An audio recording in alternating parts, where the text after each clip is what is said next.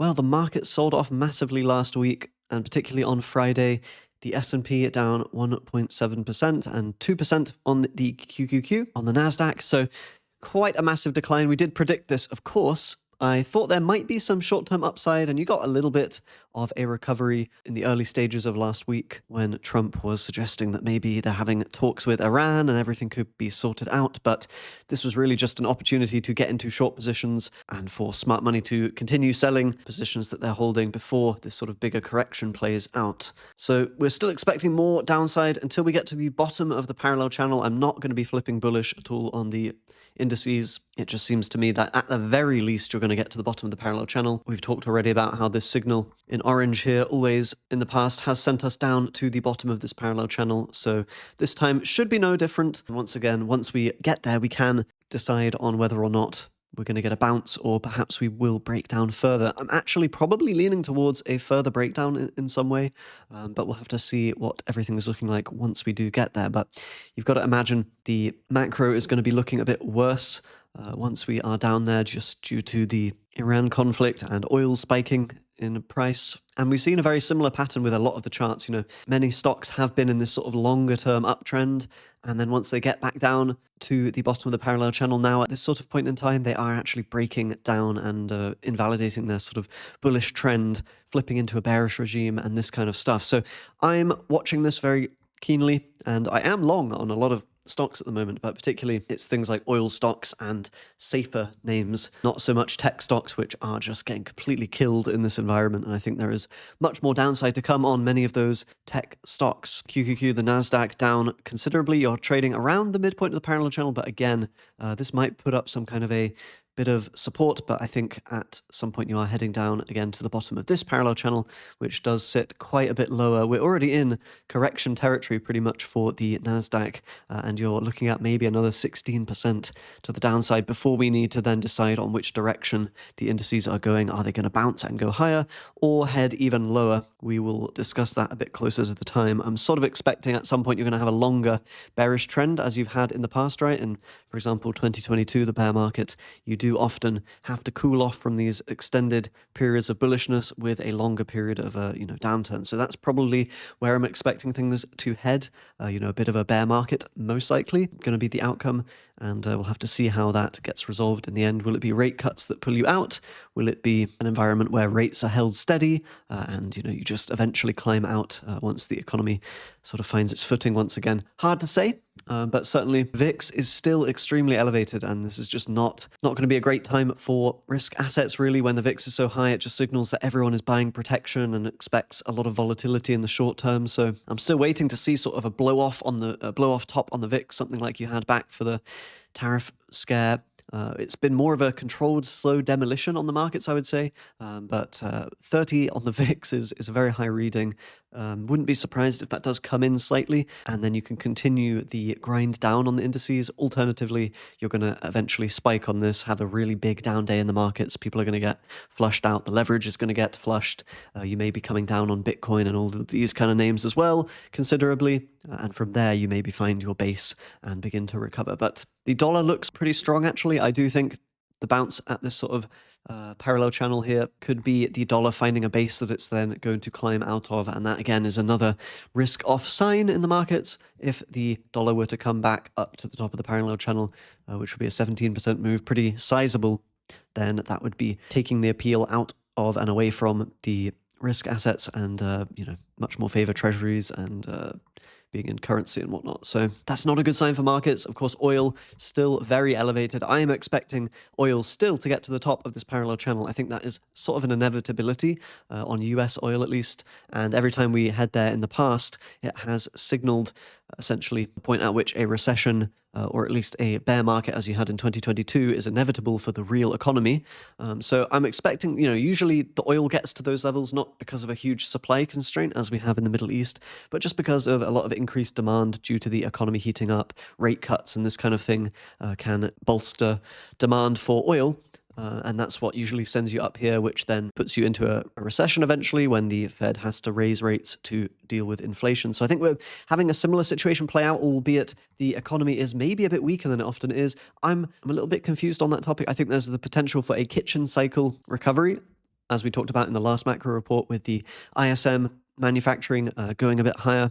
So perhaps that combined with the supply constraints could send oil actually really, really high. I'm not sure how high it can go. Of course, they are trying to cap the price of oil in some way by releasing reserves and trying to work around the closure of the Strait of Hormuz by funneling oil through various pipelines in the Middle East and all kinds of stuff. But there is the potential for things to become really dicey on that front a little bit later down the line. I do expect oil to continue to be a major outperformer. It doesn't look like the conflict is ending anytime soon. One thing I am watching is HYG over TLT. This is essentially the higher risk corporate debt compared to bonds, essentially more safer bonds that yield a smaller amount. So when this ratio is climbing, it's actually a sign that people are pretty risk on. And when it's declining massively, then that can signal sort of a scare in the market and credit concerns and worries. So this is something I'm keeping track of, but right now it doesn't look too bad. There's not really anything necessarily to worry about as you had perhaps in 2008 when you had this massive collapse of this ratio. That could be a signal of sort of a financial crisis if this ratio were to collapse meaningfully. But right now it looks pretty standard, so we're probably just experiencing some run-of-the-mill volatility essentially in the markets and coming back down to the bottom of the parallel channel, sort of more a technical sell-off as opposed to a fundamentally driven sell-off, I would imagine. Now that can very quickly change if the private credit concerns and Fed holding rates higher for longer ends up being meaningfully bad for the economy. But if there is a recovery of the real economy, while tech gets a bit of a sell-off, you could see the economy kind of ticking along until eventually the oil price catches up and puts a lot of pressure on inflation and on the economy. And that is the point where you actually do get a recession and everything in the market sells off and it's very bad. But for now, we do expect oil to be going up still, for energy companies to do well, for safe haven names to probably do okay as well, while the market sells off. If we take a look at oil stocks, they've just been on a massive run. COP is a name that we've had in the portfolio since we had this buy signal, and it's just been performing very well. Likewise with Oxy, you've been going a little bit crazy on the oil stocks, and I do think this is a good time to be in oil stocks. I think these are still going to be outperformers. As you had in 2022, you had a big expansion, of course, in the money supply and everything like that, but also the war in Ukraine, supply constraint for exports from Russia and this kind of stuff, and very bullish for the price of oil. I think we might have a move that's similar to the 2022 move on oil stocks, maybe even a bigger one, because I think the Middle East conflict is such a big deal, but we'll see. We'll see how it all resolves. And of course, you've got to be a little bit careful in the oil stocks because once you do eventually have the recession, then you can often, as you had maybe on COP, you can often have quite a collapse in the price. Of course, as long as you're getting in at the start of the trend, it's usually not the end of the world if you aren't able to sell the very top of these moves in oil stocks, as they tend to hold up quite okay even as the economy does enter a recession or there is a bear market. The repricing that occurs due to the price of oil increasing usually persists a little bit for some period of time. But with all that being said, let's take a look at some of the stocks in particular. Let's start with Bitcoin, of course. Still the bearish trend predominant, and we are potentially breaking down here from this bear flag that has been in play. I wouldn't be surprised at all to see further downside on cryptocurrency coming, particularly if the markets continue to sell off. We maybe get a big VIX spike, as I've talked about, next week, perhaps even, and that could be sending you quite considerably down on Bitcoin. For me, the next point I'm looking at would be around the $37,000 level or so, maybe 35,000. I think I have orders in around that sort of level to be actually buying Bitcoin with leverage. I think could be a really nice trade coming up in that regard. Of course, we could wait for the momentum to shift and to get a buy signal, as will probably happen a little bit later down the line, but I've probably tried to time the bottom on Bitcoin just for the hell of it. But there's always the possibility of a more drawn-out, longer bear market, one where you don't get the typical 4-year cycle on Bitcoin. So that's something we've got to monitor and keep in mind. So as a result, we've got, MicroStrategy, BMNR, SBET, all these treasury companies selling off quite badly. We'll see if MicroStrategy can hold its previous low. It might fall below that. I was a bit optimistic to say that might be the absolute low. I'm not sure if that will be the case already. You're down quite considerably. And if we're saying there's a 50% drop on Bitcoin, then realistically, you probably do need to come quite a bit further down on MicroStrategy. And perhaps this stock will even be under pressure in terms of the debt that they have and the obligations that they need to meet with their dividend-paying funds. I don't know. exactly how that will shake out, but I suppose there is a possibility in the worst case that you do in fact break below the parallel channel and maybe put in some kind of a decisive low, even lower than that, maybe around $70. Not 100% sure on that. I probably won't be buying MSTR until I'm pretty confident that Bitcoin's found a bottom, but we'll see. We'll see how it plays out. BMNR, you're breaking down from this bear flag. It's looking really, really nasty. You got sort of a fake out before, but this looks like a much more decisive breakdown, and the target potentially as low as $8 or so right now on Bitmine. So quite some nasty potential there. Of course, we spoke about SBET recently, and yeah, similar here. I think you are breaking these previous levels and could go as low as maybe $3 on SBET, something like this. Hood, another crypto name, and again, you know, we've pretty accurately been able to predict the price action just from a little bit of parallel channel analysis. Putting in some levels here that we might revisit, and of course the trend bearish at the moment. You're now breaking the levels that the stock was consolidating in. Very bearish sign, and I would expect you to be coming down to at least $50. Hood very correlated with cryptocurrency, so we might see it head even lower if we are getting that 50% down move in Bitcoin. Then, you know, you could be coming as low as maybe even $25 down here. I wouldn't say that that's impossible, but that would be with the markets going very risk off as a whole. But yeah, we'll see how this one goes. With Circle's stock, it looks to me like you're perhaps getting a retest of this parallel channel. We'll see if it's able to hold. I'm not necessarily that confident that it will. You had a massive sell-off here. I think it was to do with the Clarity Act. There's legislation essentially barring people from getting yield on stablecoins in certain scenarios, I think is my understanding of it. But perhaps you're going to come back down here to maybe $60, refill this gap that was left behind before heading higher, or maybe this will be a good buying opportunity on Circle. Not too sure about that. ASTS and Rocket Lab been hit really hard on the recent sell-off, and I do think they're going quite a lot lower, to be completely honest. If I have to give my read, particularly on Rocket Lab, you know, you've broken through the parallel channel now, so really the next stop is going to be as low as these prior support levels, perhaps around $40, and maybe even lower, perhaps $30 could be a better spot for an entry, for a bounce. But yeah, this is not a good look at all, and I think you're seeing now that they've had some very nice price appreciation over the months and even years, and now it's probably time to get a bit of bearish performance. And for people that just buy the stock and hold it long term, they're going to have to suffer a little bit to have outsized returns, I think, going forward. There's going to be a period of nastiness for the space stocks. I think ASTS still within its parallel channel, but I really wouldn't be surprised if you're breaking through below it, as you did with Rocket Lab. Once the parallel channel pattern is fully understood and in play by market participants, then quite often you do eventually end up going and testing that bottom of the parallel channel, but probably breaking below it. Since everyone's aware of it, a lot of people will buy there, which can be liquidity for the shorts, and people selling those positions have to be stop lossed out. Then you do get a big move down. So yeah, worried about the tech stocks. In general, the space stocks look really bad. Palantir's down as well a lot. I'm a little bit sad I didn't short this perhaps, because you did have a sell signal, and we said probably the flip into the bearish regime is just inevitable at this point on Palantir. I do still see quite a bit of downside, and the head and shoulders pattern here playing out fully, which I think the target was somewhere around in the $80 region, I think, for the head and shoulders. I'm not going to draw it out because it'll take quite some time, but yeah, quite a bit of downside on Palantir coming. Iron also selling off with the QQQ. It's been holding up quite okay, but I do expect you to come back down to $24 at some point. That's my first target, at least on Iron. On CoreWeave, we didn't quite manage to fill the gap back up here or retest this parallel channel, but still I'm expecting quite some further downside on CoreWeave. Maybe at the midpoint of the parallel channel can once again be used as support, and you can try to refill, fill the gap, maybe break out from there, but I just don't really see the scenario or the macro conditions to support that happening, so downside more likely. Nebius not looking too great, to be honest. You've come back in, you've not been able to hold this parallel channel as support, so we've come all the way back into this particular parallel channel. I'm actually now probably favoring downside on Nebius, maybe all the way to $70 or so, coming back down to the bottom of the parallel channel. That wouldn't surprise too much. And you've got this kind of, it's just not a nice looking pattern to me. This looks almost like a double top. You didn't quite even get there. So I do think you could have quite some downside coming if you were to break prior levels around here. And if you were to come down to the bottom of the parallel channel, that could signal sort of a breakdown of this double top style pattern. And I think that would actually send you to the bottom of this parallel channel. So Nebius, a name to be very careful on. I think I wouldn't be buying it right now. SoFi, of course, we've talked about and we've said you've got this really nasty bearish trend. In the past, we did trade up to the top of the parallel channel, came back down. I think the most likely after tagging that top part of the parallel channel is to come again back down to this sort of range, just waiting for that to happen.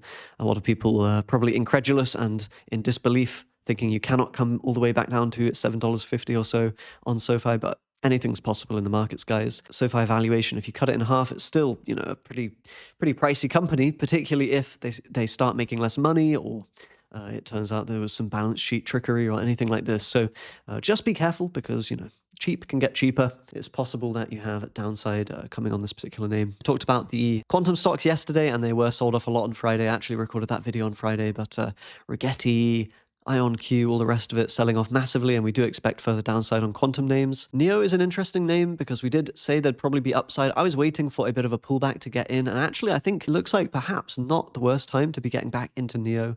The question is, will it be able to hold up okay if there is market turbulence in general? You might actually have to come back down to the parallel channel. Was this flip into a bullish regime a fake out, or will we get some upside for NIO coming?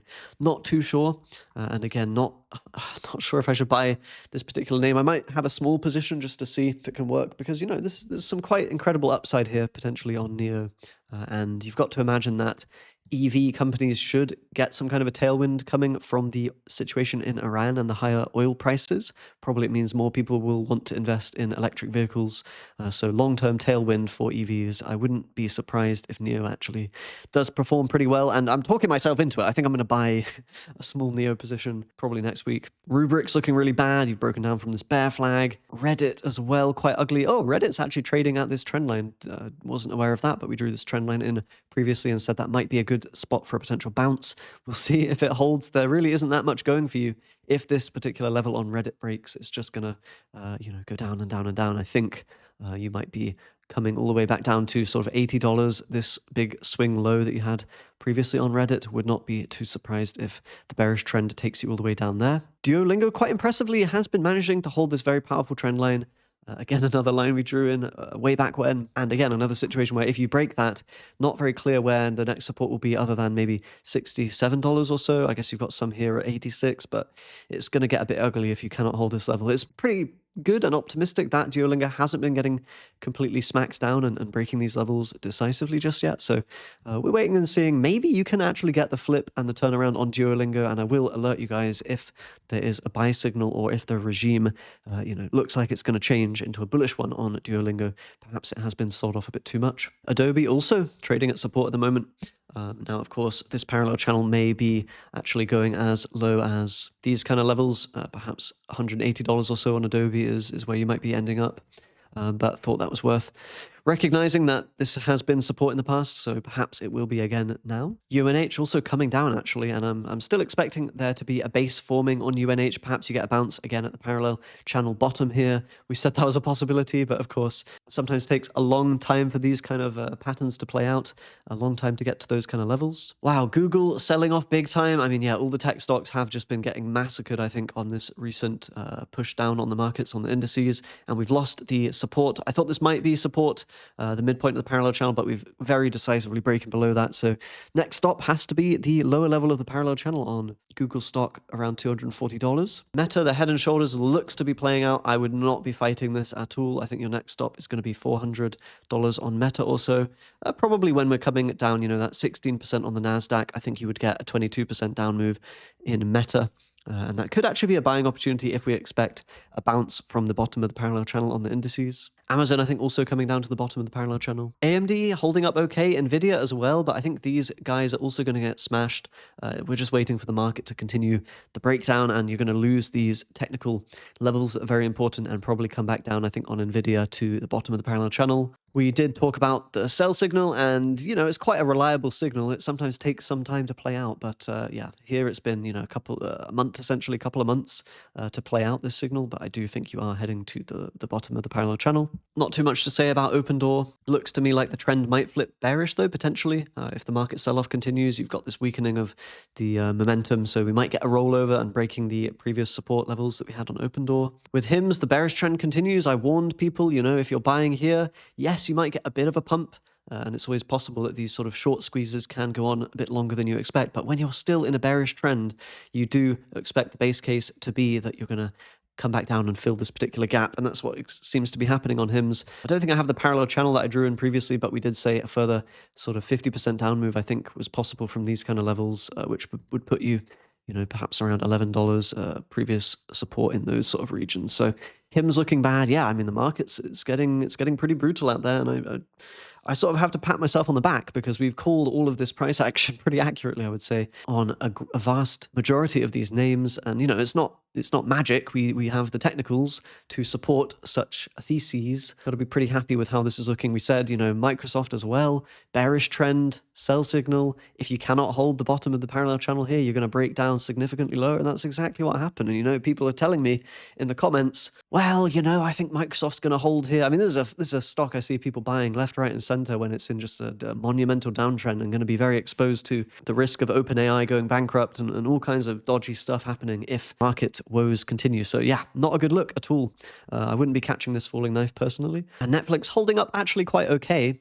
Compared to the rest of the market, we are still in this downtrend, bearish period. So we'll have to see. Maybe you come back down to $86 or so, fill this gap before heading higher. That could be possible. Maybe Netflix will be one of the stocks that actually performs well before the other tech stocks because it actually sold off a lot earlier. Similar story with Meta. Maybe come down to, as we talked about, the $400 level or so before then bouncing before the rest of the tech stocks. I could see them being sort of the ones that get sold off first, but also bought up first. This is how Tesla's looking at the moment. If you're interested in Tesla, we've had a sell signal actually on Tesla now. So a bit of a grisly look, just following the rest of tech down, essentially. A bit of a parallel channel in play here. You might not break below that just straight away. Possible that you will, as you did with Hood. You might have a similar sort of pattern play out with what you had with Hood and breaking below that and going even lower. Entirely possible. So overall, very painful time in the markets if you're invested in these risky tech names. My portfolio personally has been doing very well, actually, which I'm sort of quite happy with, but not to diminish the suffering and losses of people in the markets as a whole. But there are ways to navigate this market in a profitable manner. You don't have to just hold the popular tech names. You don't have to hold on for dear life through a minus 80% move on any of your favorite tech stocks. There are options to actually gain and profit from this terrible, market environment that we are in. So just keep that in mind and try to stay optimistic, I would say. There will be a lot of opportunity if the markets do come down to the parallel channel bottom here. That might be a great buying opportunity, even if you get further downside and you do break these levels and go lower. In the long term, the markets do tend to trade up. Of course, there is the risk of the yen carry trade and, less liquidity in the US markets going forward, perhaps money being taken out of the American markets and put into other markets such as Japan or China or whatever. So that is a risk, but we can, generally speaking, remain optimistic in the long term with AI, with productivity increasing. You've got to imagine that there will be good periods for the tech stocks. I will be investing in those when they put in the appropriate technical signals. Otherwise, we're going to capitalize on the downwards move with a little bit of shorting, with playing the stocks that go up in inverse correlation to the markets at the moment, which is, oil and some other safer names. If you're interested in what those are, then you can check out the premium service in the description, of course. But with that being said, thank you very much for watching. Subscribe, as always, for more videos. Have a great rest of your weekend, great week ahead, and I'll see you next time. Bye-bye.